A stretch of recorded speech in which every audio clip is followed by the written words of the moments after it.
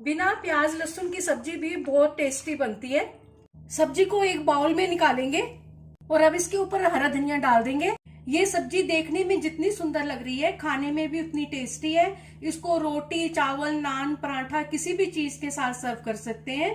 नमस्ते, मैं सुमनलता दीक्षित। आज मैं अपनी किचन में नो अनियन, नो गार्लिक, आलू मटर की सब्जी की रेसिपी शेयर करूंगी।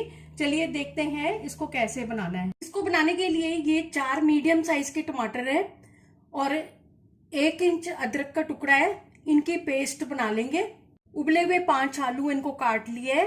1.5 कप फ्रोजन मटर है।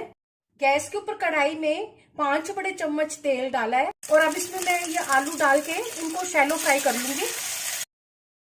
फ्राई हो चुके हैं, अब इनको प्लेट में निकाल लेंगे।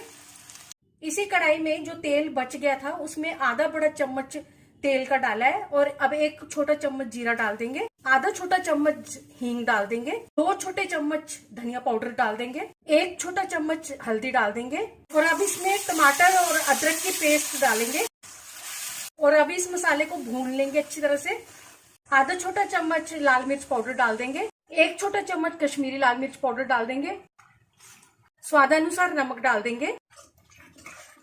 अगर आप मेरे चैनल पर पहली बार हैं तो इसे सब्सक्राइब कर देना, बेल को प्रेस कर देना, जिससे आपको मेरे आने वाली वीडियो की नोटिफिकेशन मिलेगी।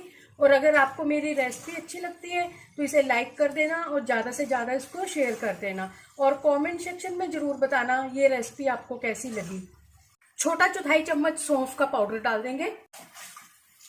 मसाले को अच्छी तरह से भूनेंगे और अब मसाले में से तेल अलग हो गया है और अब इसमें मटर डाल देंगे।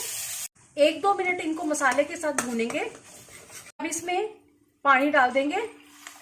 मैंने इसमें 3 कप पानी डाला है और अब इसमें 1 उबाला आने देंगे। इसमें उबाला आ चुका है और अब गैस की फ्लेम को कम करके ढक्कन लगा के इसको पकाएंगे।